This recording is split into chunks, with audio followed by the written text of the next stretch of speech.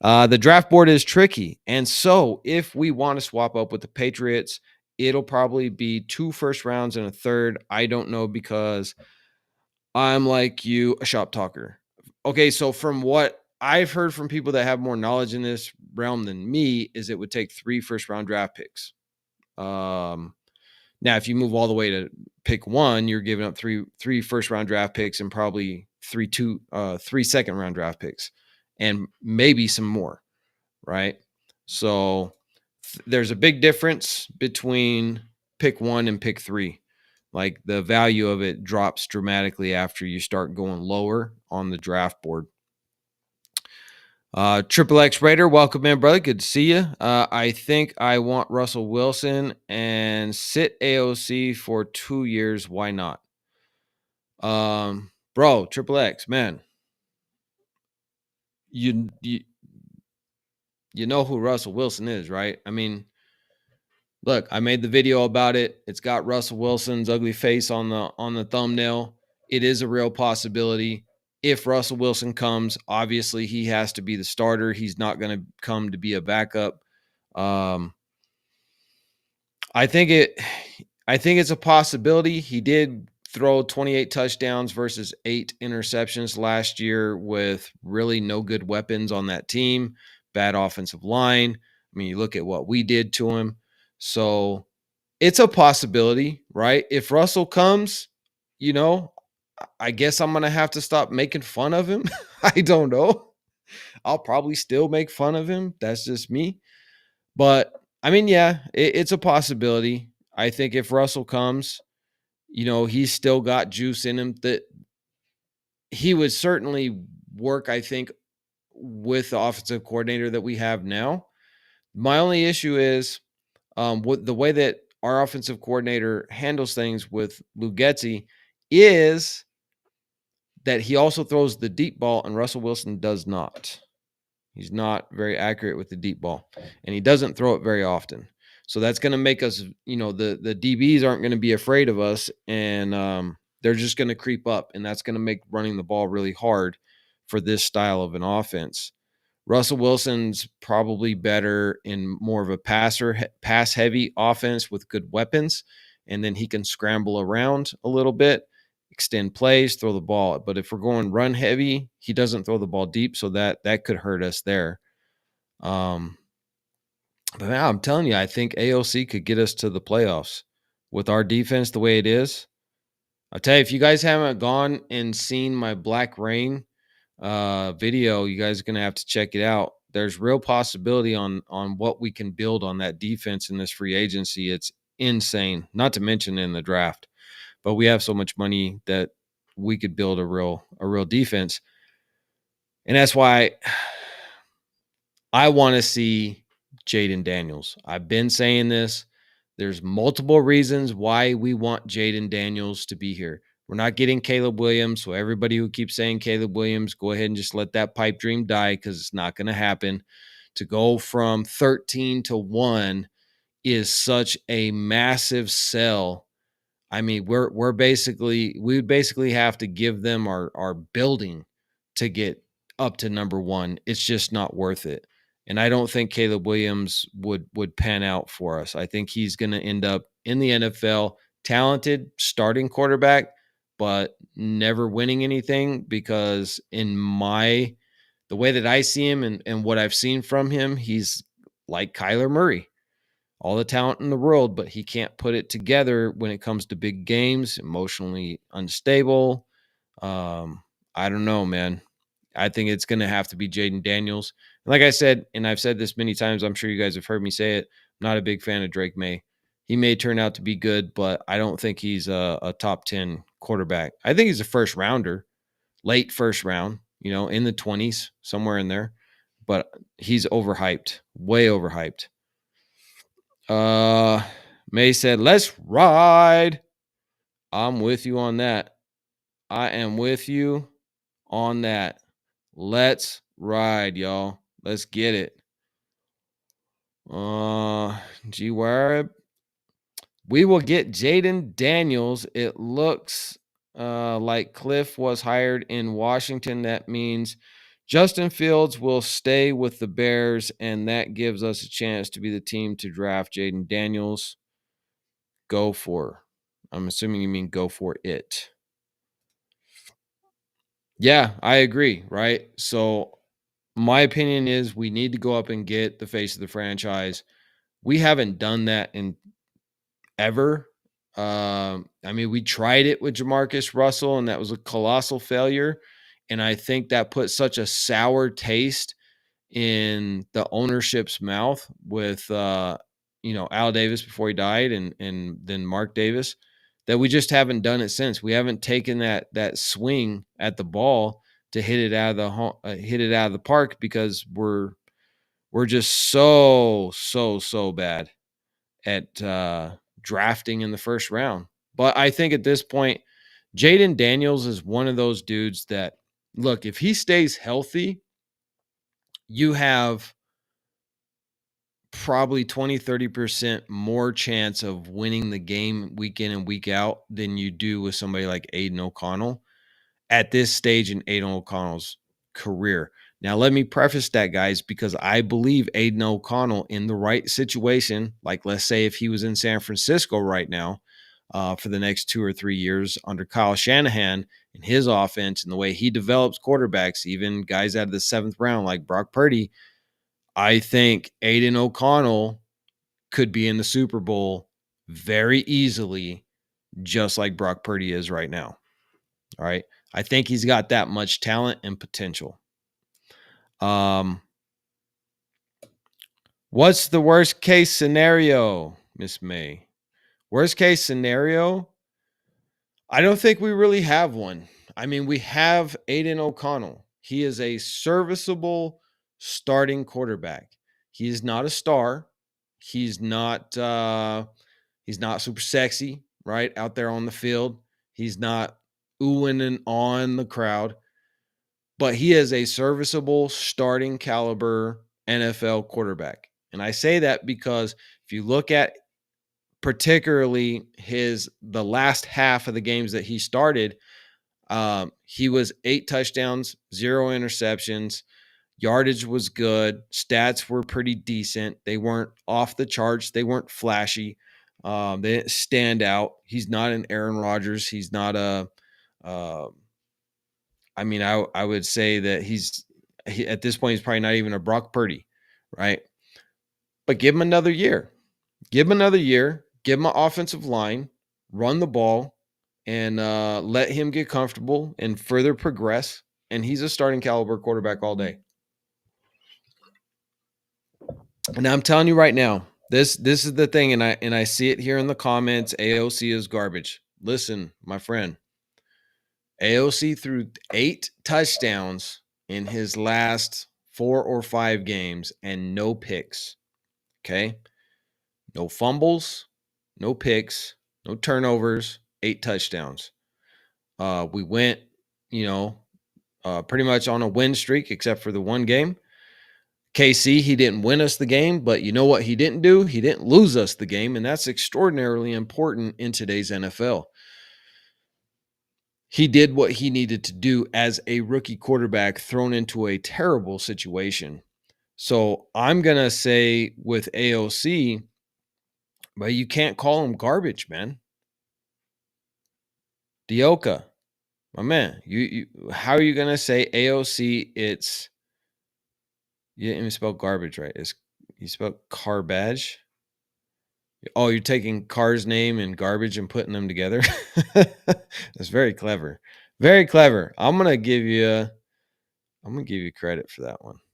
That's very clever. Check this out, guys. AOC, it's Carbage 2.0. All right, man. Y'all stop. Y'all get off Car, man. He's not on our team no more. Let the guy live, right? Car gave us what he gave us. It is what it is. Not his fault. He's a average quarterback. It's our fault that we didn't move on from him and shoot for the moon and go and get our guy earlier.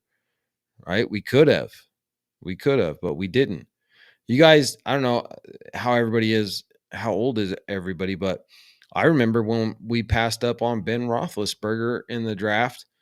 so long ago, and I was in my 20s at that time, and I was like, dude, what are we doing? This dude's going to be a star in the NFL. And sure enough, Super Bowl winning Ben Roethlisberger. It seems like it depends on how well AOC can be developed by whoever is the OC. Yeah, I agree with you on that. And if it's a run heavy offense, that really benefits a guy like Aiden O'Connell for sure, because what it does is it makes the defense respect the run. So when he does a play action pass, they bite on the run. That buys him another half a second, maybe a full second before they realize it's not a run play. And next thing you know, we're throwing it to Trey Tucker 45 yards, 50 yards down and getting a touchdown. 20-second like Raiders. Just win, baby, all day, every day. It's what we do on the Raider D podcast. Y'all know what's going on.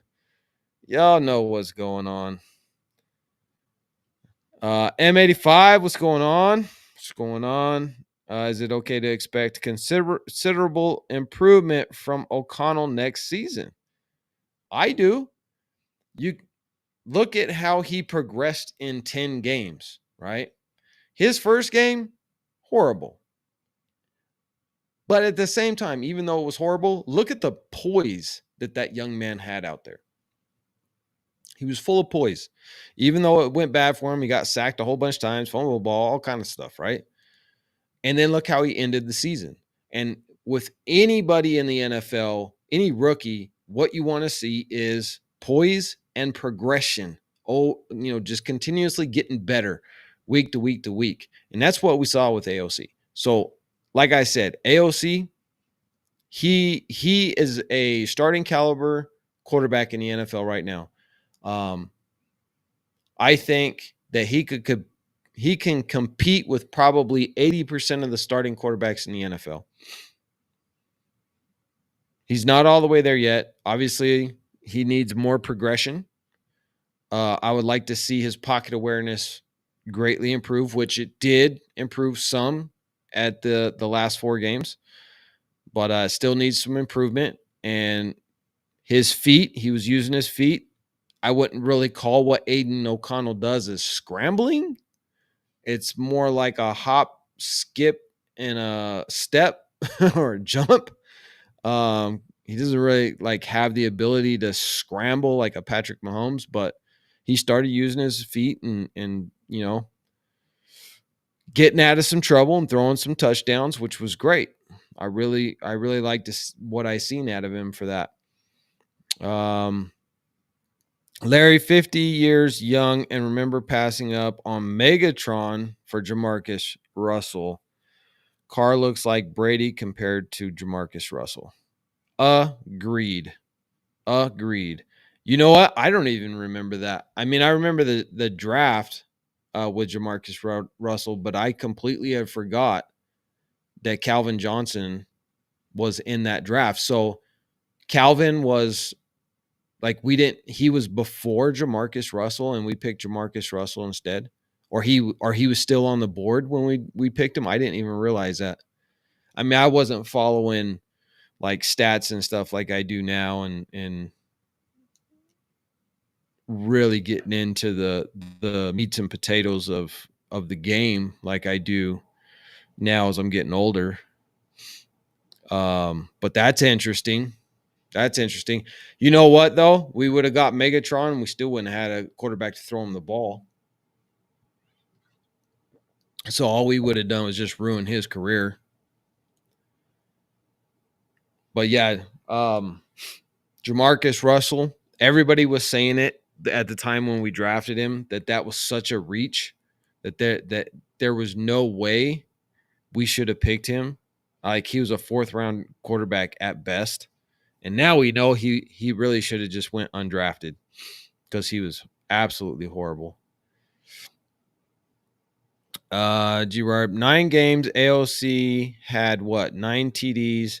That's like 1 TD a game. Look, G Werb, listen. You can't put that together like that. That's not how it works in the NFL, my man. You can't say, well, he played actually he played in 10 games and he had 12 touchdowns. So your numbers are off. We got to get your numbers right first. 10 games, 12 touchdowns. And what did he have? 8 interceptions, which is not good. Well, remember that those 8 interceptions, a couple of them came when McDaniels was still the call player. And, then it took him a little bit to get into the game, right? He had to pick it up. What you want to look at again is progression. Out of his 12 touchdowns, his last 8 touchdowns, he had 0 interceptions. That's what you want to see. That's called progression. Not many rookie quarterbacks can do that. Now, I'm not saying this dude's going to be a superstar in the NFL. I'm not saying that at all. What I'm saying is the question from May was, what's the worst case scenario? The worst case scenario, Nation, is that we have a serviceable young quarterback on a cheap contract so that we can build a beast of a defense around him, plug in more offensive pieces like offensive line. And guys, we're in the playoffs. We're in the playoffs. Just look, man. All the years, 9 years with Derek Carr. Derek Carr is an average quarterback. He has times where he flashed and would have over 300 yards and multiple touchdowns, no interceptions. And we were like, man, this is what we want to see. He's got it in him. And then he would go the very next game and do horrible. That's worst case scenario is what we have right now with AOC. If AOC turns out to be like that, that's our worst case scenario. Here's the difference, though.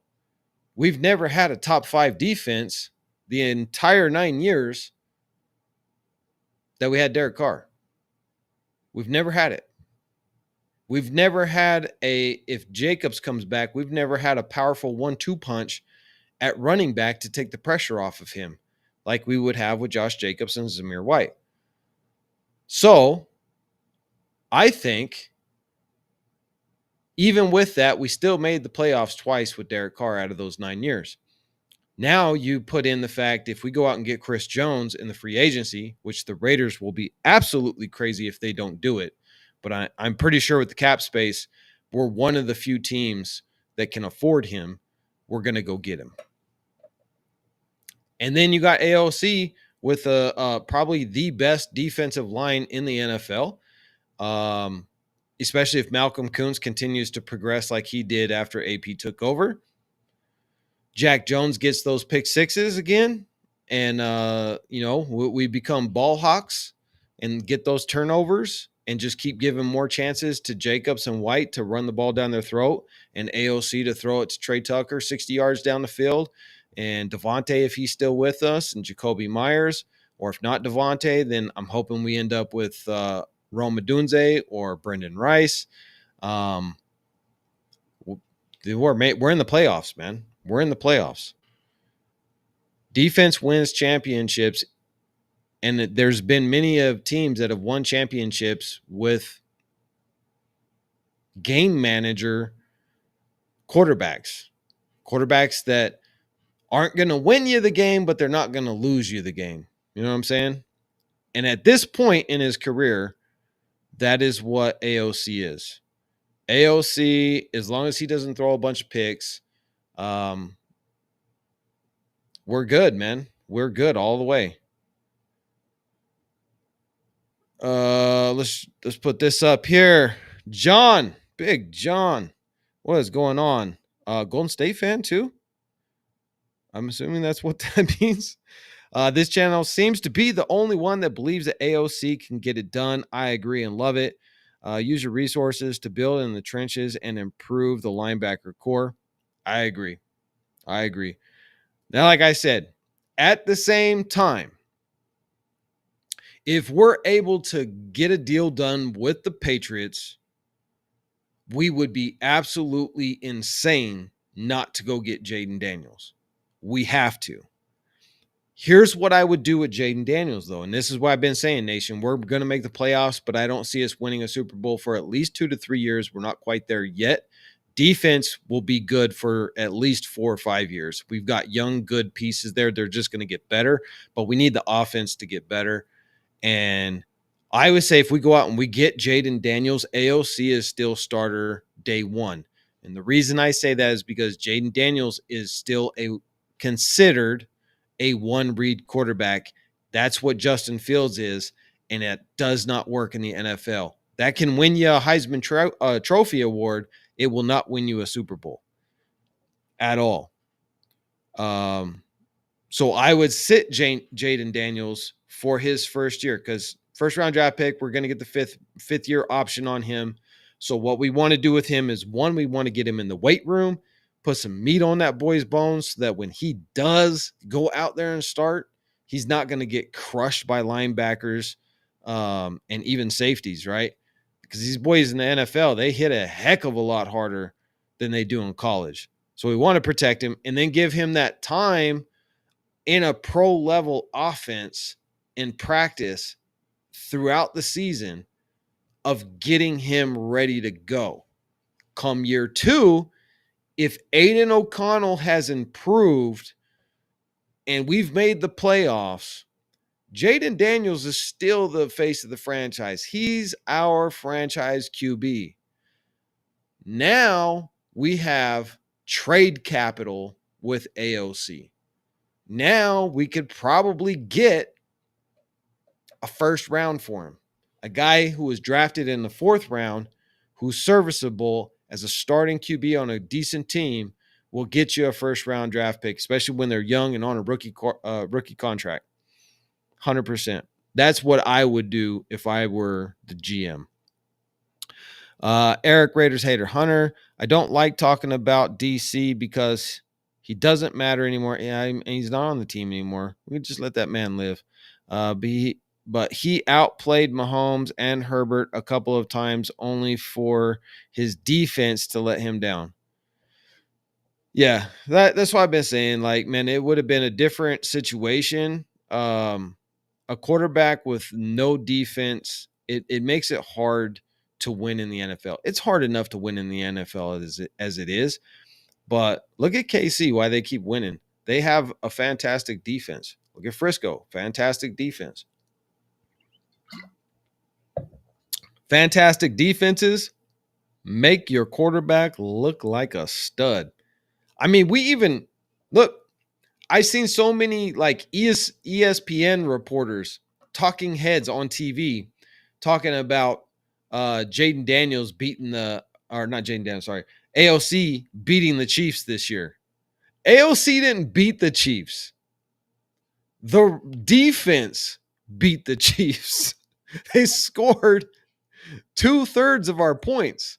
That means the credit goes to the defense, not to the quarterback. But when you have a great defense, it makes your quarterback look like a stud, even when he actually didn't do anything other than just not lose us the game by throwing a pick or fumbling the ball, right? So that's why I said, like, if that defense can just keep getting those turnovers, get those 3 and outs, keep feeding the ball to Josh Jacobs, keep feeding the ball to Zamir White, throw Trey Tucker back there in I formation, let him do some running, some rushing, besides just the end arounds, because I think he would be really good at it, and just catch the whole defense off guard as to what is this dude doing back there, right? And then AOC, you basically coach him to, like, look, if the dude's not open, don't force it. Don't worry about it. Defense will make sure that we're good. Just don't turn the dang ball over, man. Don't be too conservative where you're just throwing it out of bounds every time because your read's not there and you're going to get sacked. But just don't throw it into double or triple coverage like you've done a couple of times. Again, those were in his early games. McDaniels was the play caller on one of them. That's going to happen with a rookie in the NFL. I don't care who it is. They're going to throw picks. But he cleaned it up in the end, and that's what we want to see. That's what we want to see. So I was proud of the kid. And I'm not saying that he's going to take us to the promised land, but I'm not saying that he won't either, because Joe Flacco's got a ring. Brad Johnson's got a ring. If you guys remember who they are, game managers. Serviceable quarterbacks with fantastic defenses. Number 1 overall defenses. And they won Super Bowls. M85 doesn't have to be Usain Bolt. Agreed. The NFL want excitement in the playoffs. AOC is not exciting. That's why the NFL flagged us right out of the playoffs against the Colts. I agree. I've been saying that. No excuse for losing to the Colts, and that's what O'Connell put us. I mean, you can't blame O'Connell for that. O'Connell, I mean, he did what he had to do, but you can't control the refs, man. Can't control the refs. And remember, the defense kind of crapped the bed in the beginning of that game too, right? So we were behind right out of the gate. As great as our defense is, they make mistakes too. And so that's why I said, we put him in that situation where he had to play catch up, and that's not a fun place to be in. Trent Dilfer, yeah, another one.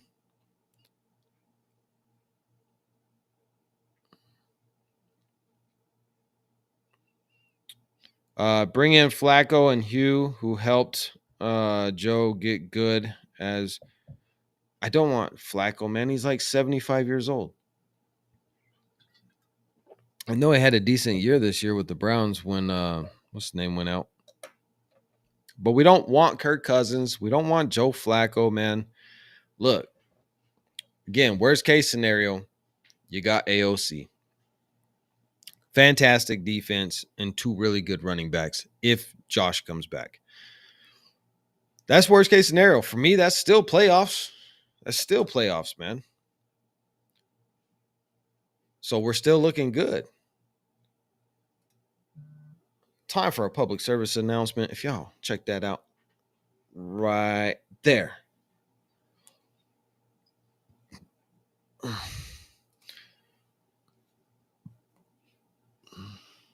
Public enemy number 1, let AOC and Jayden Daniels battle it out.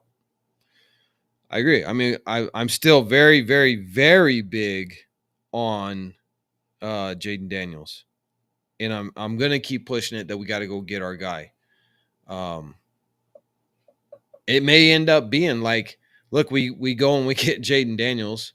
We trade Devontae Adams. We end up with a younger, dynamic receiver like Rome Odunze. That's my favorite after Marvin Harrison. AOC could turn out to be like a super stud. I mean, he could end up throwing for like 4,500 yards, 32 touchdowns, and 6 picks, and we're in a Super Bowl in his second year in the NFL. It's stranger things have happened. And then what? Then what do you do? Well, now Jayden Daniels, the Heisman Trophy winner, you are now officially a backup quarterback. But you know what? At that point, I mean, if AOC did some magic like that, you got the Heisman Trophy winner sitting in behind him. You could easily then trade Jayden Daniels if that were to happen. So for me, it's a win-win situation. You go get Jayden Daniels. You let AOC start for 2024. Give Jayden Daniels the time to get used to NFL-style football and the speed of the game, practices, all of that stuff, schemes, and then we see what we got. If he's ready to go, if he's put on some meat, he's making the touch passes that he needs to make. He's getting through his read progressions in practice and preseason and all of that stuff. And AOC turns out not to turn into Tom Brady or Peyton Manning, right? Then we know what to do. Jayden Daniels is ready to go. I think it's a good problem to have. What do we got in here? Jeffrey, just found your channel earlier today. Enjoying the show. Thank you. Thank you, Jeffrey. I appreciate you. Let's give you some a highlight there. Chabam, Mr. Jeffrey. Welcome on in. D Regalo. Regayo or low. Not sure. Worst case, Russell Wilson at vet minimum. Yeah, like I said, I'm not super opposed to that, but to be honest, um, I think AOC can do it, man. I think he can do it. He proved he can do it. Uh, I don't think unless he like makes a huge leap, I don't think we're gonna go to a Super Bowl with him. But you know what? Brock Purdy was damn near undrafted, and he's going to the Super Bowl in a week. So again, stranger things can happen. You got the right OC with a guy like him. He's already proven he can throw every NFL throw there is. His knock was lack of pocket awareness, lack of mobility, and lack of using that mobility. It's not that he has no mobility. There are some game footage of him in Purdue using his feet, and I had somebody comment, "Oh, there's nothing that you can look, man. I'm not talking about some highlight reel off of YouTube that's 3 minutes long, bro. Got to actually go and get into some real game tape, and then you can see it." Um, I'm not saying he's a scrambler, but he's gotten himself out of trouble in the pocket quite a few times when he was in Purdue. He did it towards the end of the season in 2023 with us. Again, the Michael Mayer touchdown. He scrambled out of the pocket, made that play happen. Michael Mayer went up, made a fantastic catch. It was his first touchdown as an NFL player. So memorable moment for both of those guys. And then there was another one, was it against Denver, where he had to backpedal about 7 paces and then just throw off platform, back foot, heel coming off the ground, touch pass, gorgeous floating touch pass right to the perfect spot for Davante Adams, and only Davante Adams to catch it. That's what I'm saying is when you can make the whole plethora of NFL throws, the things like the pocket awareness can be improved upon. He can get faster with a strength and conditioning coach and a speed coach. He can learn how to scramble a little bit more, which is what he really needs to work on this offseason. He doesn't have to be a track star. He just has to get out of the pocket. Now, the upside is if we go and get Jayden Daniels, well, I mean, there's really no downside to that other than he's just not NFL ready, in my opinion. I think the only one out of the big names that's NFL ready right now, if you put him in the NFL day one, is Michael Penix Jr. He is the only one that I believe has the accuracy on all levels of different NFL throws that none of the big names have. Caleb Williams doesn't have it. He doesn't come close. He can make amazing plays off platform, scrambling around, throwing left-handed sideways, doing a cartwheel while he's throwing the ball. All that fancy carnival stuff is beautiful. It's fun to watch. It's exciting. Except for also when he does that, he's highly inaccurate. And nobody talks about that because we just kind of put that under the rug. Well, Jayden Daniels, he can't make all of the NFL throws with the accuracy that he needs in the NFL at this point. I think he's shown that he has the ability, but his deep ball, no question. He's got a fantastic deep ball. Drops it right in the bucket, right in stride. It's great. Probably right. He's probably right up there with Michael Penix Jr. And he's got really incredible deep ball statistics. But I would say as far as quarterback goes, Michael Penix Jr. is day one ready to go. I don't want us to take him, though, because he's a lefty, he's old, and he has injury history, serious injury history. So I wouldn't want to take him in the first round. I would be willing to say okay with a lefty if he's in the late second round, early third round, and we traded back to get him or something like that, but not in the first round. And I say he's day one ready, but that doesn't mean he's day one superstar either. I think that pound for pound, AOC could hang with Michael Penix Jr. when it comes to those throws. I think Michael Penix Jr. can move around in the pocket a little bit better than AOC. So that would give him the advantage there. Ryan, welcome. Barindal, Ball Bomber. AOC will be Rocky Balboa. I mean, he did say he's used to having to fight for his job, right? He was a walk-on at Purdue, had to fight for it, and he was like fifth or sixth string or something. Ryan, AOC to get more fit to scramble better, and Jayden Daniels needs to bulk up in muscle so he doesn't get injured from his small, thin frame that he has now taking big hits. I agree. Yeah, I agree with you. No qualms with that at all.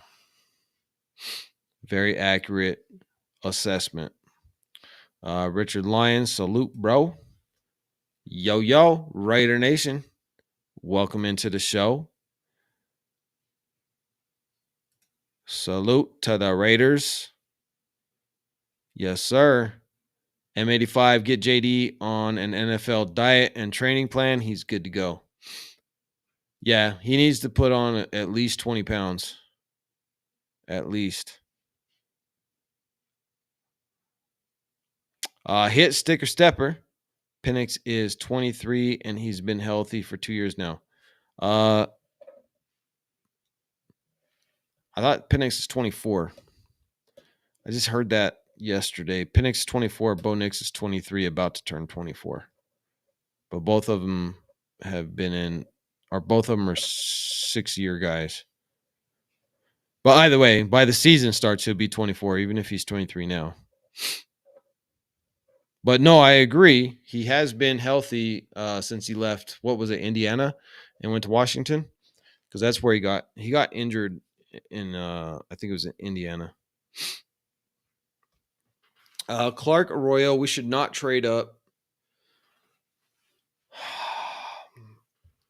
I mean, it depends. If we had a ton of holes that we had to fill and no free agency, 50, 60, 70 million dollars, once we cut Jimmy Garoppolo post June 1st, and if we got out from under Hunter Renfrow, if we trade him, we're at like $80 million in cap, man. With that much cap, you have a AOC who's on a fourth string rookie quarterback deal, super cheap. If we trade Davante Adams, we now have like, what is it, $90 million in cap room. We can fill the holes that we have. We if we go and get Rome Odunze with the trade capital we'd get from the Jets, that replaces him, Davante Adams. So if we give up 3 first-round draft picks, which is kind of the consensus of what I'm hearing the talking heads telling everybody to get to that third spot would take 3 first-round draft picks to trade up with the Patriots, who desperately need more draft picks because they have a million holes in their team. Then we can go and we can end up with Jayden Daniels. Pick number 10, we could get our receiver to replace Davante Adams, and you got the face of the franchise quarterback and a future face of the franchise wide receiver. I don't see why you wouldn't do it. Yes, we're not going to have a first-round draft pick in 2025 or 2026. That is what it is. But when you have so much money in the bank. If you spend it wisely,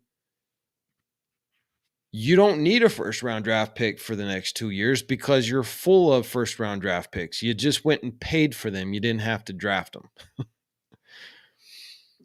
We have a lot of holes. Where? Clark, what holes do we have? We have right tackle, right guard.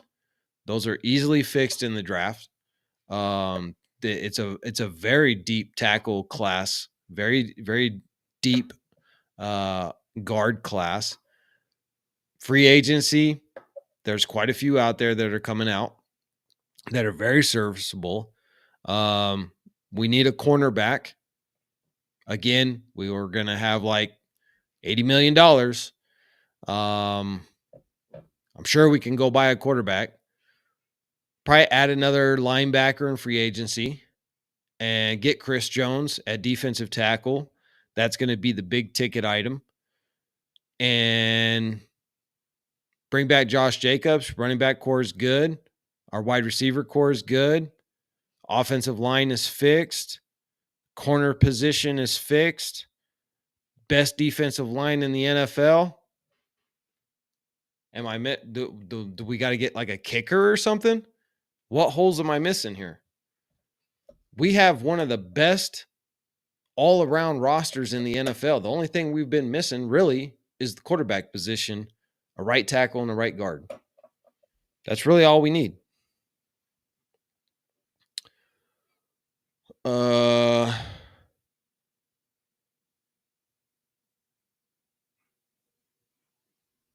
Clark says 3 first-round picks put down the pipe. I mean, okay. O-line, I explained that. Defensive tackle, Chris Jones explained that. Cornerback, explain it. All that's free agency. And corner is, again, a pretty good draft class to grab a taller corner to help Amik Robertson out. How's that dreamland, Clark? What do you mean, how's that dreamland? You got $80 million potentially in cap space, and you don't have a ton of holes. You still have this year's draft class. And if you trade Devontae Adams for the Jets' first-round pick, which is what they're willing to give up, you replace him with one of the best receivers coming out of college this year in Rome Odunze, who's taller and faster and has fantastic hands. I don't see how you say that's a dreamland. Now, I mean, obviously you have to get the Patriots to agree to it, but I've already said my theory on that. The Patriots it would make no sense for them to draft Jayden Daniels when they have not been able to get Mac Jones to pan out. Mac Jones is a very talented quarterback, but he has absolutely no team around him. Nothing. He might as well be playing junior varsity in high school because that's how bad the talent in the Patriots organization is. So you go and you're going to go grab Jayden Daniels and throw him into that, destroy him like Carolina did with Bryce Young? No.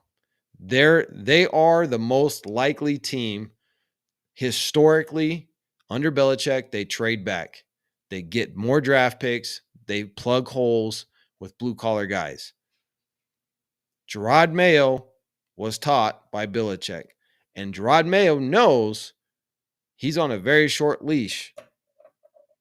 I don't see Gerard Mayo going and getting a guy like Jayden Daniels who's not going to pan out. He's not day one ready, and they have no one to throw the ball to, no offensive line to protect him. They need draft picks. They have a ton of holes to plug. A trade partner with the Raiders would be perfect for them. Rome Odunze is not anywhere close to being Adams. I'm not saying he's close to being Adams. He is faster than Adams. But what I'm saying is Adams is an amazing wide receiver. I love him. He's a Raiders fan first and foremost, from Northern Cal, just like me. But he's in his 30s, man. And we're paying a boatload of money for him. And he didn't come here for what we're doing. He came here to play with Derek Carr and make a Super Bowl run with his college buddy. All that got blown up. So now he's wishing he was in New York with what he says is the best quarterback in the NFL, Aaron Rodgers. That's who he wants to play with. I say if the Raiders are smart, we move on from him. Let him go and chase his Super Bowl dream, which he has a real shot of doing it with that Jets team if Aaron Rodgers is healthy. Give him that ability to go and do that. End of his career, you bring him back and let him finish his last year as a Raider, which is our tradition of doing. But you free up that much cap space, allows us to build an absolute beast of a well-rounded team with young, cheap players that allows us to go and get young beast players like a Chris Jones in the free agency. That's just my 2 cents on it. Now, hey, you know me, I say this all the time. I'm wrong at least twice a day. So this could be one of my two allotted wrongs in one day. M85, man, what's going on? If no DT in free agency draft, there's we got what's his name? DJ Reader is going to be out there. Chris Jones, that's who we need to go and get from the Chiefs. He's going to be out there. Wilkinson is going to be out there. I think there's one more really good one out there. So it's, again, who has a well-rounded team, especially defensively like the Raiders, with as much cap space as we have? I can't think of any. So if you go to get a guy like Chris Jones, he's going to want the most money of any defensive tackle in the NFL. There's not too many teams that can compete with that because they have too many holes, right? If they have that much cap space, usually it's because you have a lot of holes that you need to fill in key positions. Like, I don't know, quarterback usually takes up a bulk of that. That's why the Chiefs aren't going to be able to afford him and bring him back, is because they got to pay Patrick Mahomes. So our competition, in my opinion, for Chris Jones is going to be very low, and we'll be able to get him, and we'll still have a ton of money for re-signing guys like Spillane, Malcolm Kuntz. If he has a really good year this year, he's going to need to get paid. So we'll hold some money back in reserves and give extensions to those guys. And then also for any future guys as well. But by having a rookie quarterback on a rookie quarterback contract who is serviceable, I'm not saying AOC is fantastic, but he is serviceable, it gives you that ability to go build a monstrous number 1 ranked defense, some real healthy men in the trenches. And then with our, if Getsy being our offensive coordinator, we're going to be running the ball most of the time anyway. So what do you need to go spend $40 million a year on Kirk Cousins for if you're just going to run the ball? Like I said it a million times since yesterday, AOC can hand the ball off with the best of them. I bet he can hand the ball off just as good as Tom Brady did in his heyday.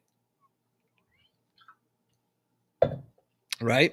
And it looks like that's the direction we're going. So that's why I say, as much as I love Davante Adams, and he is an absolute magician at catching the most uncatchable balls, there is a knock on him, and I've seen it this year. It's the first time I've seen it in Davante's career. Okay. He still jukes people. But what I noticed more this year is he wasn't getting the separation from these super athletic and talented young corners like he has in games past. What that tells me is two things. One, these corners are studying his little hop step that he does, and they're not falling for it as much as they used to. And number two, even when they do fall for it, they're able to catch back up a lot faster than they used to, because if you watch him, he's not as fast as he was. And how could he be? He's going into his 30s. He's 30 years old right now, going to be 31, I think, by the time we start the season. No way he's going to be the same as he was when he was 24, 23, 25, 26, 27. I mean, I remember when I hit 30, I started feeling it. I'm pushing up into close to the 50s now, and I'm really feeling it. That's just age, especially when you're an athlete. I've been doing martial arts and boxing. That stuff wears you down. Wears you down.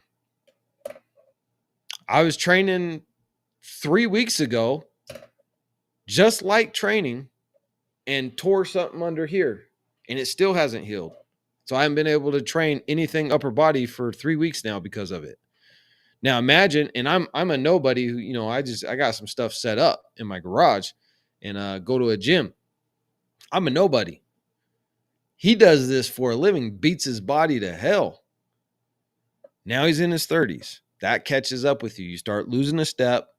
You're not getting the separation, and other teams are going to notice that, and his trade value is going to go way down. We have to think about the team as a whole.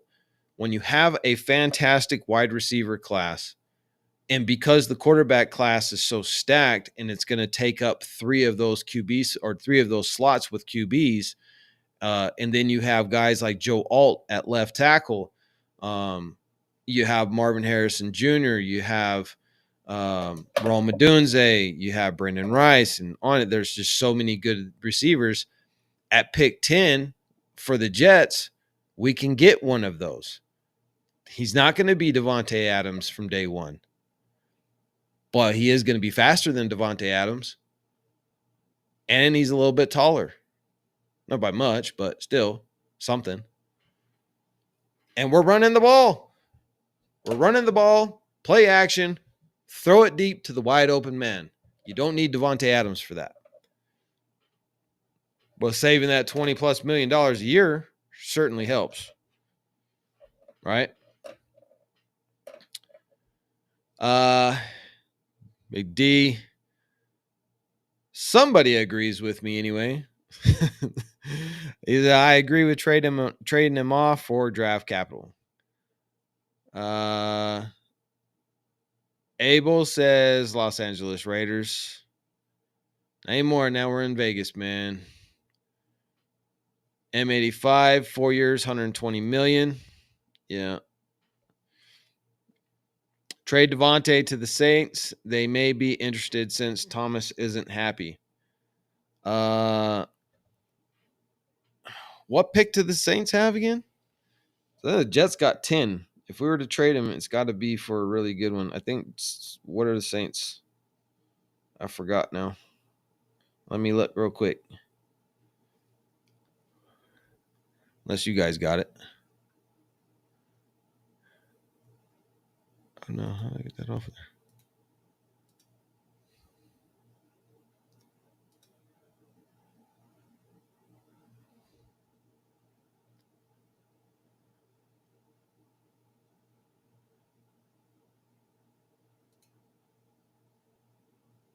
Devontae wanted AP. He better stick around for it. Well, I mean, of course he said that you got to say that, but it was really Max Crosby. Max was the one that was like, man, if they don't bring in APA, all options are on the table, i.e. I might request a trade, right? Devontae was just like, yeah, I think he deserves a job. He did a great job. Neighbors. Yeah, Malik Neighbors from LSU is going to be better than Odunze and Marvin Harrison Jr. So says Ryan. Ryan, let's throw you up on the board here. Neighbors from LSU is going to be better than Odunze and Marvin Harrison Jr. Get Neighbors if we're going to trade Devontae. The thing is, I don't think Neighbors is going to be on the board at 10. I think he goes like between 6 and 8, maybe 9. because the Bears need a receiver too, and so they'll definitely take a receiver. Washington may not take a quarterback, or no, not Washington, because Washington's going to take Caleb Williams. They're probably going to trade up to that one spot and get Caleb. But the Bears are definitely going to need to take a wide receiver because they don't have any other than DJ Moore. So that's why I haven't been including Malik Neighbors. Yeah, he's definitely a beast. I agree with you 100%. Marvin Harrison Jr. gets all the hype because, well, one, he is really fantastic. I'm not going to take anything away from that kid. But he does get more attention simply because of his name. Reunite Daniels and Neighbors. That would be fantastic. I would not hate that at all. Somehow we finagled away, and Neighbors fell to it. Like if we got Jets number 10 pick and we got Daniels at number 3 in a trade with the Patriots, oh baby, that would be something. Now that rarely works out, where both end up being as good as the hype together in the NFL. Obviously, I would say like Carr and Devontae in their one full year that they had. Carr got him the ball. He had over 1,000 yards. So I think if they would have not been in McDaniel's offense, they would have done better. So, yeah, that would be crazy. I just don't think Neighbors drops that far. I think him and Marvin Harrison Jr., they're gone. They're off the board probably by pick 8. They're just, both of them are too good, and there's too many teams that need a wide receiver. Wide receivers and quarterbacks are in the top 10. Teams that are drafting all need at that position somehow, some way, which is why a guy like, even Joe Alt, left tackle, may drop out of the top 10. There's so much fluctuation that happens. We do all these mock drafts every year, and then we get to the draft, and then GMs just do crazy crap, right? Like the Raiders, hey, we'll take Jamarcus Russell. Everybody was like, they just took Jamarcus Russell? Yeah.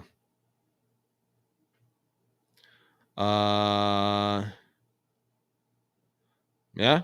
All right. This is a good one. Getsy made Adams an all-pro at the Packers. Yeah, he was with him for 5 years. And like I said, he comes from a good coaching tree, so I'm going to give him the benefit of the doubt. We're going to see what he brings, right? At the end of the day, it's still just win, baby. Just win. That's what the Raider Nation is all about. Later in the draft and free agency for wide receiver, says M85. D-Menace 4200 is in the house. Salute, my brother from another mother. It is Raider Nation all day. Yeah, welcome in, D-Menace. We're talking about Jayden Daniels. Got off on a little tangent about wide receivers. Devontae Adams. I'm not saying that this is what's going to happen, but I think it would be a smart move to get off of Devontae Adams' contract. And in the draft, if we get the Jets' first-round draft pick, then we could end up with Malik Neighbors. If he falls to us, again, I don't think he will. But, hey, a fantastic consolation prize would definitely be Rome Odunze, who I think is just as talented as Neighbors, and Brennan Rice out of USC. I mean, how can you go wrong with a guy named Brennan Rice when his daddy is a guy named Jerry Rice? He's got some pretty dang good genetics, and he's proven it on the field. He is a fantastic prospect coming out of college. Andy, welcome back. We have been doing anything at just winning for the last 20 years. Andy, my goodness, dude. You're always bringing down the vibe, bro. You bring down the vibe with the negativity. Come on. We're talking about going up and trading, getting Jayden Daniels and a first-round wide receiver 2 for the price of 1. Well, not really, because we got to give up 3 first-round draft picks if we can make the deal with the Patriots for it. But that's look, I'm going to give you guys my quick off-season synopsis of my dream team for the off-season. We're going to go out and we're going to get Chris Jones at D tackle. He's probably, I don't know, going to cost us almost as much as a star quarterback. But hey, we got the money. So let's go get that D tackle solidified with the best defensive tackle in the NFL. Dude who is just a train wrecker of quarterbacks, running backs, pretty much anybody that gets close to him. Got Max Crosby next to him. Probably I don't know if we keep Adam Butler or not, but we got Tyree Wilson lining up at D tackle. Hopefully he'll continue to progress. And then we got Malcolm Kuntz on the side. And if he continues to take that next step, best defensive line in the NFL, I'm calling it. In the draft, we pick up another cornerback. Give some help for Amik Robinson. I love Amik. He's a dog out there on the field, but he gets burned on big plays. He's cleaned it up. He's gotten a lot better at it, but he still gets burned on big plays, and he's not a very big corner. So we need some help there. And we trade up with the Patriots, give them 3 first-round draft picks. So we give them our number 13 next year and the year after that, first-round draft picks, and that's it. That's the consensus that I've seen is what it would cost to move up to pick number 3, as long as Jayden Daniels is still available. We move up, we get our guy, face of the franchise, and then we're going to let him sit for a year behind AOC. AOC is going to be the starter. We're going to be a smash mouth, run first football team, rely on that vaunted defense, and we're going to make the playoffs. In the meantime, Jayden Daniels is going to get used to the NFL playbook, pro style, practices, put some meat on his bones. He needs at least 20 pounds. I would say probably 25 pounds. And then we trade Devontae Adams to the Jets. We get the Jets number 10 pick and hopefully a number 2 pick. If we can swing that, that would be fantastic, but unlikely, probably be more like a 3rd round pick. May only just be that 1st round pick since it is within the top 10. And then we land Malik Neighbors. If he falls to us at 10, I don't think he will. I think he'll be off the board by then. Or we go with Rome Odunze, who is a heck of a consolation prize. We just got younger and cheaper at wide receiver, also faster. Again, he's in his 30s now, starting to lose that speed. And Devontae was never a fast wide receiver. He was decent in speed, but he was never a cheetah. He was never a blazer. That's not his game, right? He's a basketball player out there on the field. He does the crossovers and the jukes and gets them out of their shoes. That's how he gets open. He runs amazing routes. That's how he gets open. He has fantastic body control and hands, and that's how he catches even when he's double covered. But he's not able to get that separation anymore, which means he's going to get less targets. And if we're going to be a run-heavy offense anyway, let that man go back and play with Aaron Rodgers and take his shot at getting that Super Bowl ring, because that's what he wants. Then we bring him back at the end of his career, let him finish his career with the Raiders so that he can retire Raider, because it's a team he grew up loving. He's Raider Nation through and through. That's it, man. That's my off-season plan. So you guys in the comments down below, grade me on my off-season plan. 1 being a terrible plan, 10 being fantastic. I should get a job in the NFL right now as a general manager. Let me know. What do you guys think, man? I'm excited. I'm excited. I want to see what you guys think.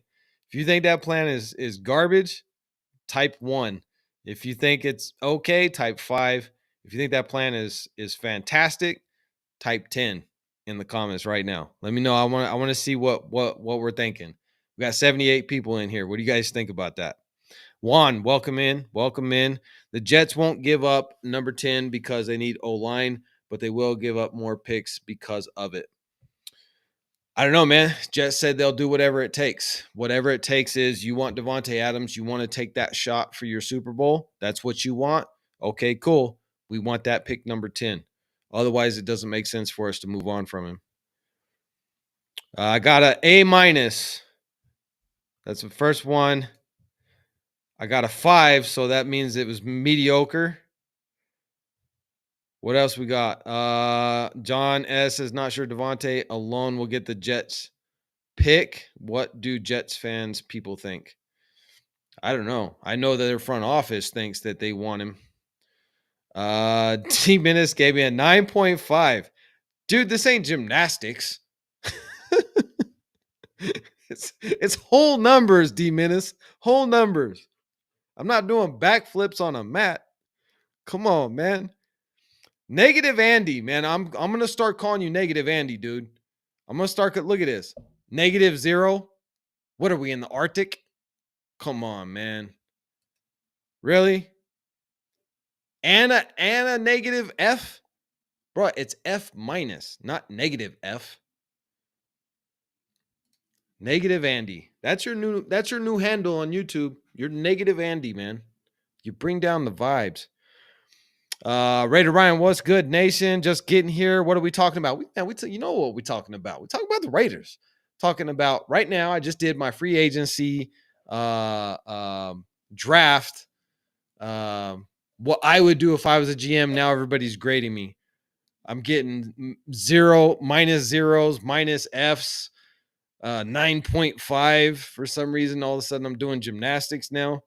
A 7, not bad, not bad. Okay, I'll take a 7. Matt, come on, Matt. Where's the love, man? Matt, I thought we had an understanding. What happened? A 5? I mean, that would still do better than Ziegler and McDaniels. So I'll take the 5.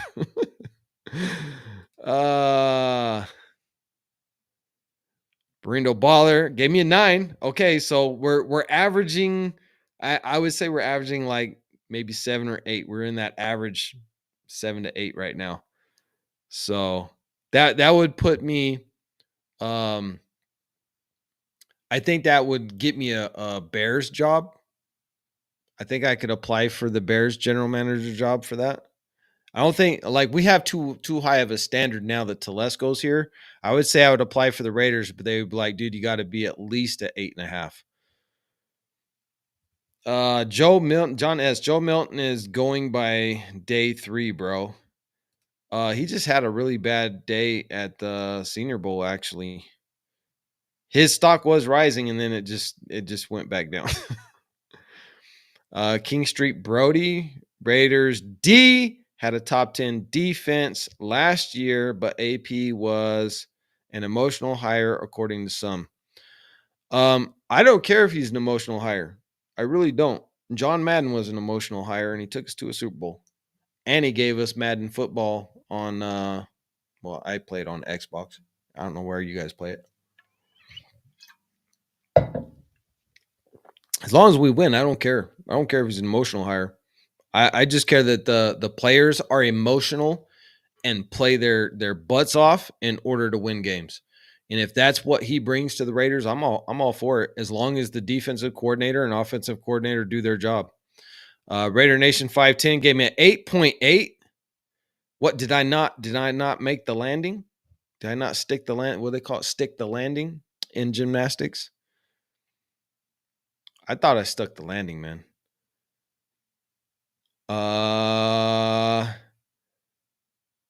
Malcolm gave me a 5. Too many uncontrollable variables.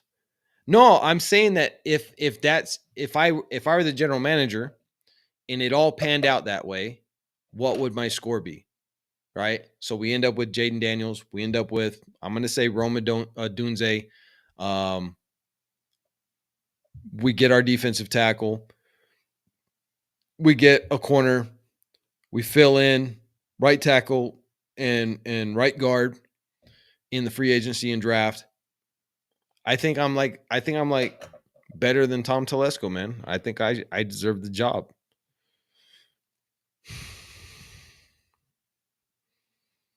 Okay, there we go. There we go. Finally, I got a 10. Fine. That's all I wanted to see. I just wanted to see a 10, nation. Somebody with some common sense giving me a 10, because that's what that is. That's just common sense. That plan just makes perfect sense. I mean, it does to me. But I mean, realistically, that would be amazing. I think if we were able to pull that off, that would go down in NFL history as one of the best drafts the Raiders have ever made in their entire life, or history of the Raiders. Guy Wells says 10 if we fill every spot. I agree. I agree. And obviously there's a lot of factors that's going to go into play. The good thing is free agency comes before the draft. So as the free agency comes up and as we go through that process and we see who we're going after, who we bring in house, um, that's going to really kind of give us a better understanding of what we're thinking about the draft, right? If we go get Justin Fields, we're not getting Jayden Daniels. So we already know that. So then that kind of changes your draft board and who you're thinking about getting. At that point, you probably stay at 13 and you pick up right tackle. My favorite is JC Latham as the all around really good right tackle, true right tackle. But if he's not on the board, because it's possible he won't be, then Talisi Fuaga is a very good consolation prize. The only downside with him is he's not as good at pass protection, but if we're going run heavy, then I would say go with Talisi Fuaga anyway, because he is a mauler in the run game at right tackle. There's nobody better than him in college football when it comes to uh, run blocking. He lays people out, and he's very athletic and very aggressive and mean, and he just looks like a Raider. 72. What do we got in here? Let's see. Dun, dun. 79 people in the live right now. Let's get it hyping here. And let's hit that, smash that subscribe and like buttons. If you haven't already subscribed to the Raider D podcast, I'm here each and every single night, spending my nights with you, to the bereavement of my beautiful wife, who is very patiently waiting for me upstairs, uh, as she does every night, because I come and I do this. And so y'all should actually thank my wife, Elf, in the chats, because she allows me to have this time with the nation. But yeah, I'm here every single night for you guys. Usually a couple of hours. I got this new program. I'm trying it out before I do the paid version, so it limits me only to 2 hours of live per night. So as I'm kind of filling this streaming software out, we'll kind of figure that out, and then I'll go ahead and I'll do the purchase on it if it pans out. So far, I'm liking it. It was kind of hard getting the live going tonight, but not too bad. Not too bad. And then, just in case you guys don't know, if you want to become a member, we have a bunch of different packages down there.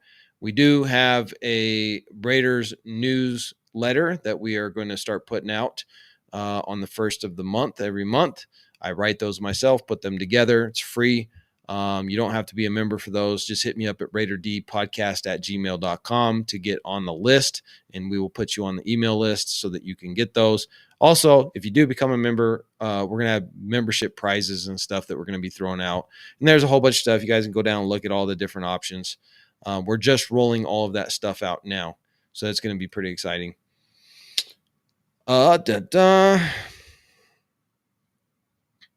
Raider Nation 510. Milton has higher ceiling than Fields as a passer. I mean, I got 2 videos on Milton on my channel right now. I think Milton is a very intriguing prospect because of his size and the fact that he can actually run with that size. That's pretty intriguing. And he has just an absolute cannon for an arm. I think it's probably the strongest arm in college football right now. The thing that scares me about Milton is decision making, lack of being a starter. He's only had one full year. And then he doesn't really have any touch on the ball. Making those more finesse passes is an issue with him. All of that is coachable, and it really depends on how you're going to play. Like if you took a dude like Milton, he's not anywhere near. He would be a train wreck if you just threw him in like now, right? If you tried to make him a starter, it'd be a train wreck. But if you set him back for another year or two, he could do pretty good. But again, there's also the knock on him is age. He's been in the NFL for like 6 years too, or college for 6 years. So I think he's like 24. By the time he would even be ready to start in the NFL, he's probably like 26, 27, which isn't bad. I mean, there's lots of 26, 27-year-old quarterbacks in the NFL that are fantastic, but he's definitely a project quarterback. I don't see him as being a starter right from day one. But I think if his stock fell down to, 6th or 7th round, I wouldn't mind if we just picked him up for, possible third string quarterback, let him sit back and just, really see what you got with him, right? If you have a run heavy offense with those play action deep routes, I think he would do pretty good in that. If you're running a pass heavy offense, I don't think somebody, even though he hasn't been a starter, somebody that's been in college football as a quarterback for 6 years who has accuracy issues is concerning to me. Bo Nix has been in the college for 6 years. Michael Penix has been in college for 6 years. Both of them are very accurate. Now, granted, they've been starters too, but still. Point is, he should not have as much accuracy issues as he has, but he's an interesting prospect. Guy says Milton going to gain much weight after payday and turn into Jamarcus Russell. Oh, he's not going to get paid. Nobody's going to pay. He's, like I said, they have him on the draft boards at like the 4th and 5th round. I've seen him on 4th. I've seen him on 5th. He ain't getting paid. Not at all. I mean, unless he just turns out to be something, then he'll get paid.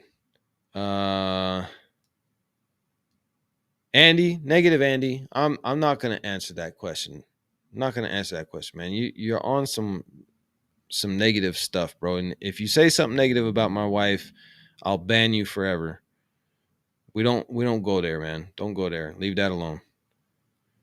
Seriously. So, where are we at? We only got 58 likes, guys. Now, all of you who've been on the show know that every night we got a target. And that target is 100 likes. So if you haven't hit that hot like button yet, please support the Raider Nation. It's not for me, it's for the nation. If you love the silver and black, don't forget to smash the like button. And if you haven't subscribed, hit the subscribe button.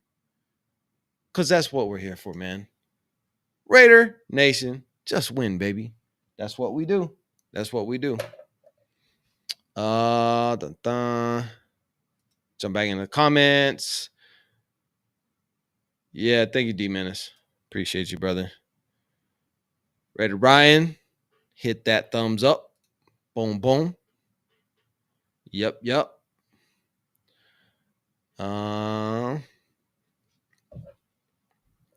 Okay, so we've talked about Jayden Daniels.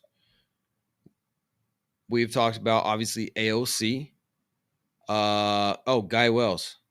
Okay, that's why I was about to ask. Are there any other quarterbacks that you guys are big on? So Guy, just throw you up here, buddy. What's your thoughts on Bo Nix? I really like for LV to get him.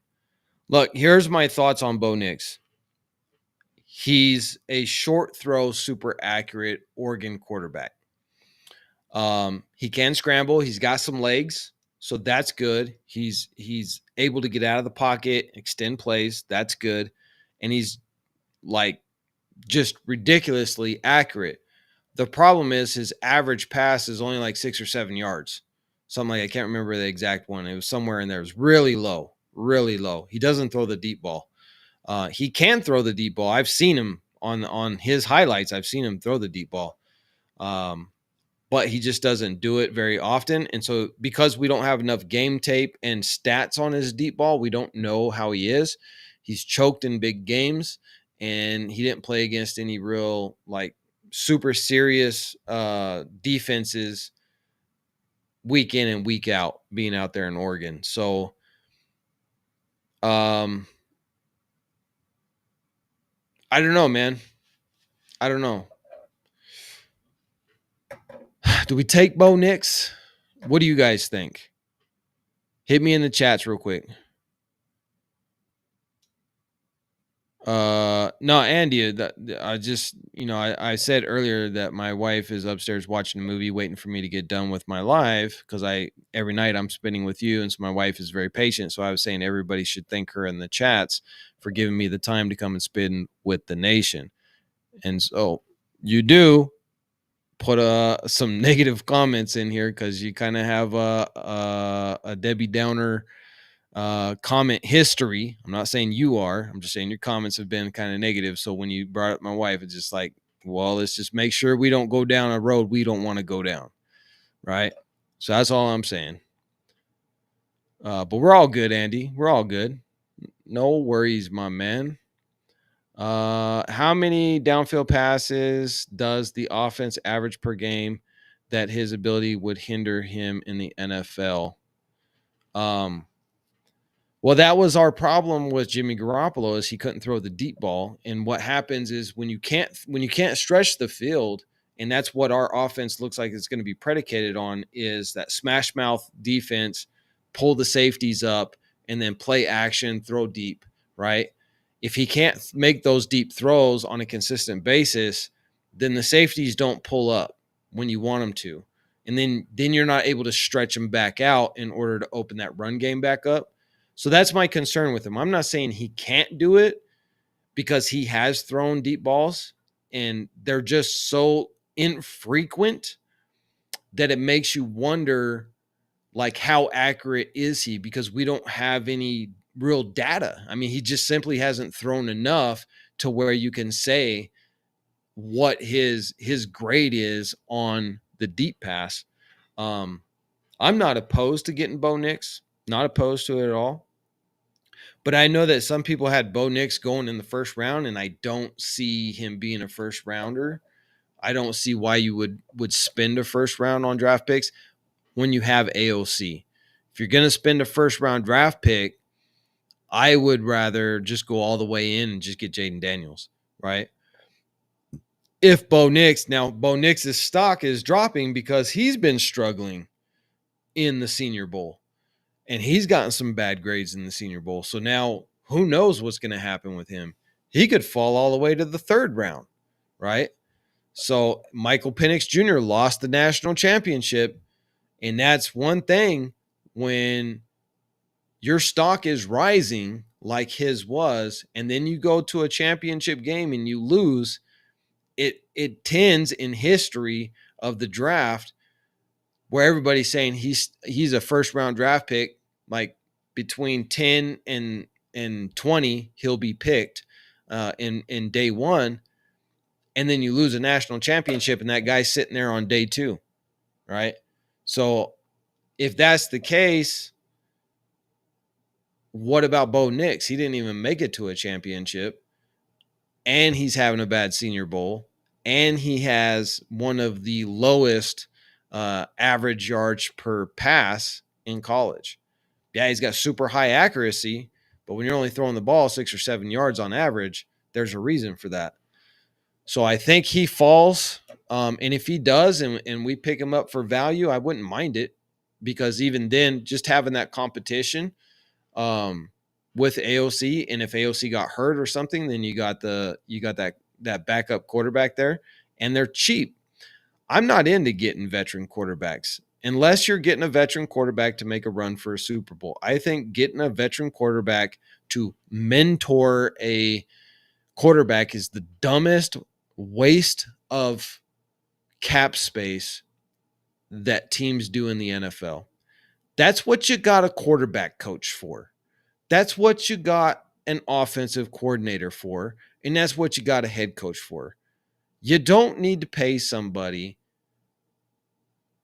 $5 million, $10 million, $15 million a year to sit on the bench or hold a clipboard just so that they feel important. That's never made any sense to me whatsoever. Like Brian Hoyer. What the heck was he doing on our team? For what? Number one, he's never been a good quarterback. And you're paying him, I don't remember what his salary was, but I mean, he was probably getting $5 million a year. At least 3 or 4. He's going to get more than the base minimum. For what? Why are we doing that? Just go pick up a young kid and put him at QB3, and you're paying him way less. And then we can use that money for players who are actually going to touch the ball, right? So yeah, I wouldn't mind Bo Nix. As long as he falls further back. I would say though, I like Rattler better than Bo Nix. If that's the case, like if we're getting him just to be a backup, then I would go with Rattler because he's going to be in the third or fourth round for sure. Oh no, we're getting rid of Hoyer. Hoyer's not going to be on the team. He's gone. Trade Hoyer for draft capital. Who would do that? Oh, this is EDP 445, guys. He is a covert special operative for the Kansas City Chiefs. Sorry, I didn't mean to disrespect your team. Chiefs. Sorry.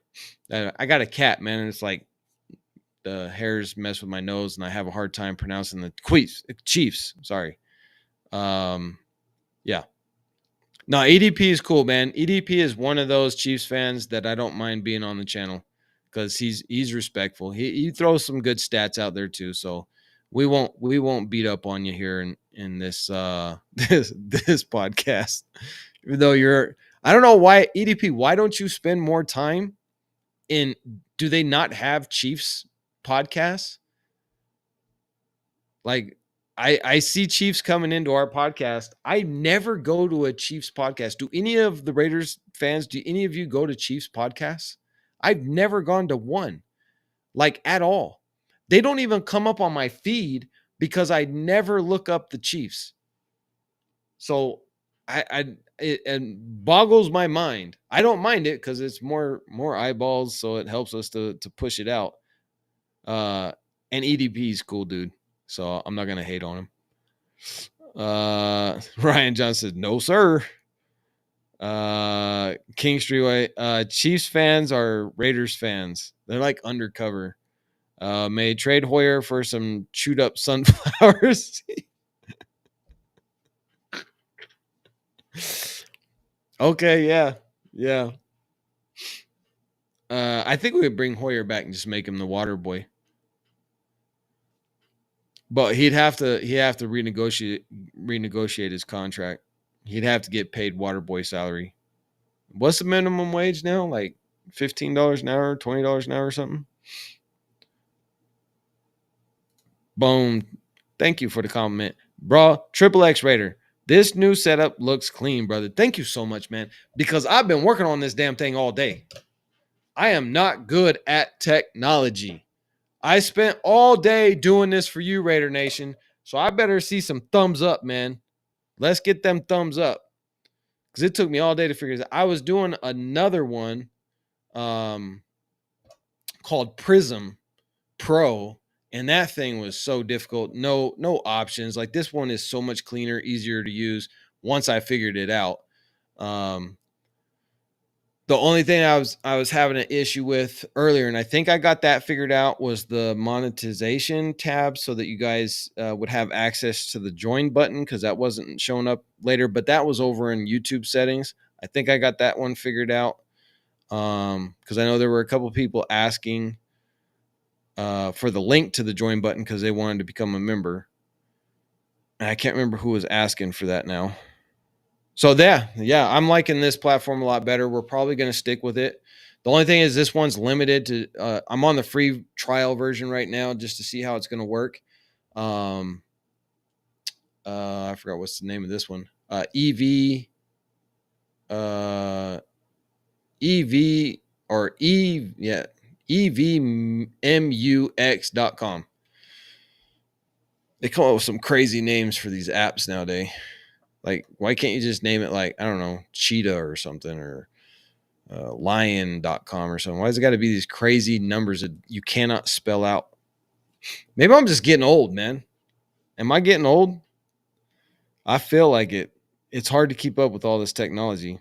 I went to get my phone uh, carrier switched over last week, and oh my God, T-Mobile is the worst company in the world. I'm telling you all right now, if you got T-Mobile, leave. Go to Xfinity if you can. They're way cheaper. You're getting overbilled by T-Mobile. I bought my phones for me and my wife a couple years ago. We paid them off, right? So they're supposed to be unlocked. Well, they got my wife's unlocked so that we could leave. We're going over to Xfinity because we realized we're just way overpaying for T-Mobile for the same thing that Xfinity gives us for half of the price.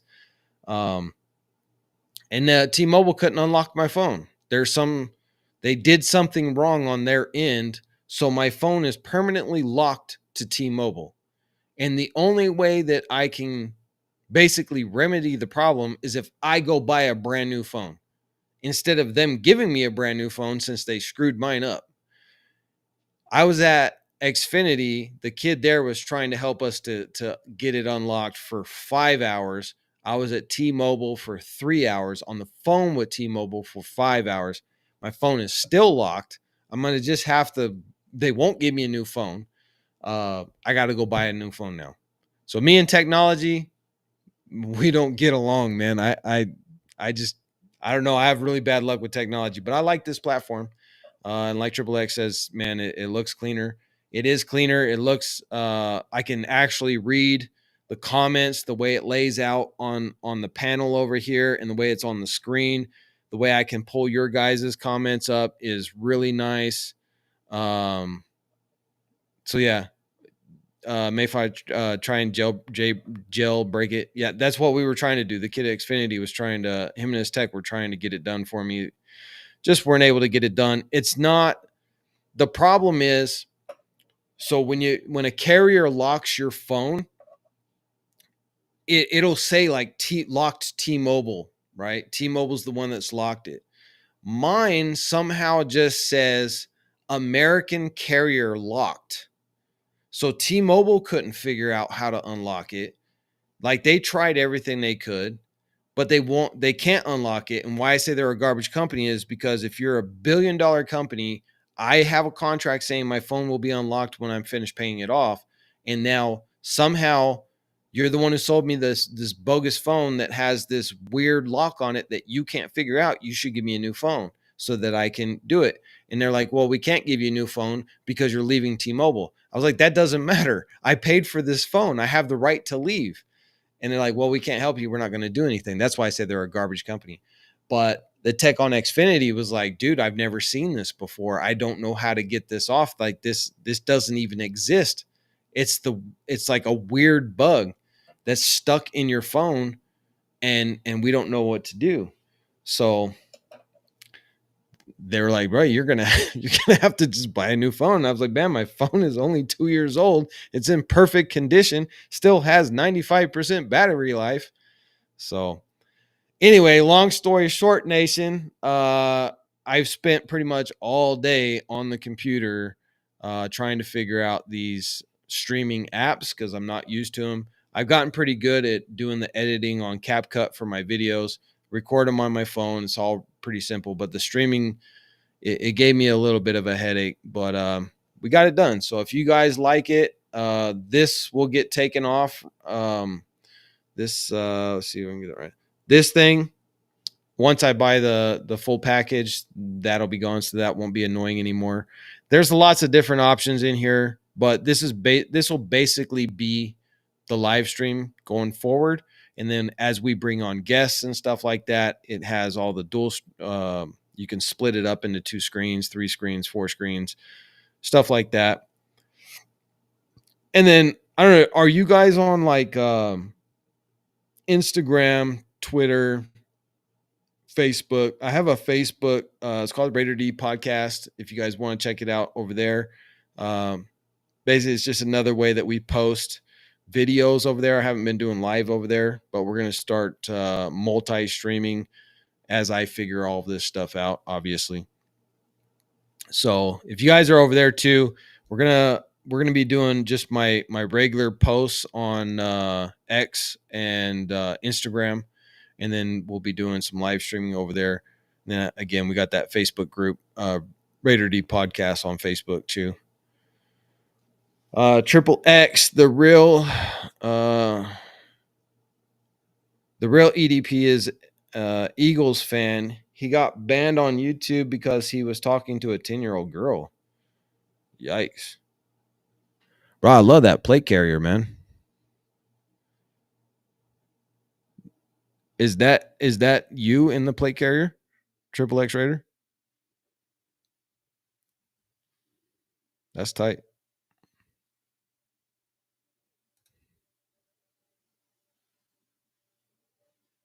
EDP, since that's me. Okay. So EDP, was you talking to a 10-year-old girl? Is that what you're saying? Like, bro, that's not cool, man. If that's not you, oh, okay. All right, he says no. All right.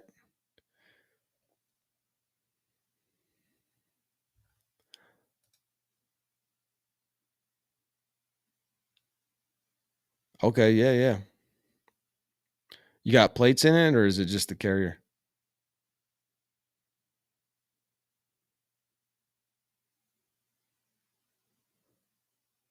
Oh man, come on, you guys.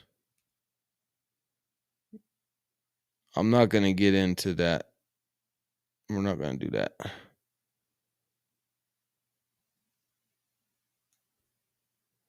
Yeah, it shouldn't be. All my kids are now grown, so I don't have to worry about it, thank God. But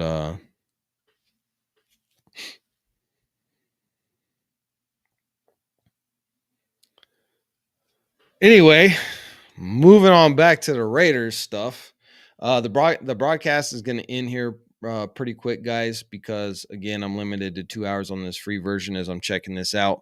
So unfortunately, the podcast is going to end. I usually do at least 2.5 to 3 hours at night, but we're going to end it tonight. Unfortunately, for the first time, we did not hit 100 likes. I've never taken an L when it comes to that 100 likes since I started going live. But we did have a much smaller crowd tonight because I was having a hard time getting this thing to turn on. Like I had like 3 notifications go out of me going live, so that probably really screwed up our numbers tonight. Yeah, what happened to talking, Julian? I know. Yeah, I agree. We're back to football. Unfortunately, I got to end the podcast for tonight, just because this program's about to cut off. But before we go, anybody who hasn't hit the like button, we're 33 away from 100. Our goal every night is to hit that 100 likes, and we did not get that tonight. Unfortunately, I think we have 5 minutes left before this program is going to shut us down. So if you guys can, keep hitting those like buttons after it shuts down. If you haven't hit the like button, subscribe and make sure that you stick with us. I will be back on live again tomorrow night, same time, 8 o'clock Mountain Standard, West Coast time here in the U.S. And remember, Saturday and Sundays, I go 2 times at the afternoons, so 12 o'clock. And yeah, so I just got the notice from this program saying I got 5 minutes left before it's going to shut me down. So Saturday and Sunday, I go 2 times a day. We do the afternoon show. Once football starts again, we'll be doing live play-by-plays for every single Raiders game. So make sure you guys join me for that. We're also going to have a boycott the Super Bowl game because I'm not going to watch the Chiefs and 49ers in our stadium. So I will be live instead with whoever wants to join me in boycotting the Super Bowl. And even if you are watching the Super Bowl, go ahead and turn our live on as well. Until then, guys, I will see you tomorrow night, same time, 8 o'clock Mountain Standard Time. All of you have a blessed night. Raider Nation, you guys know what to do. Just win, baby. Raiders.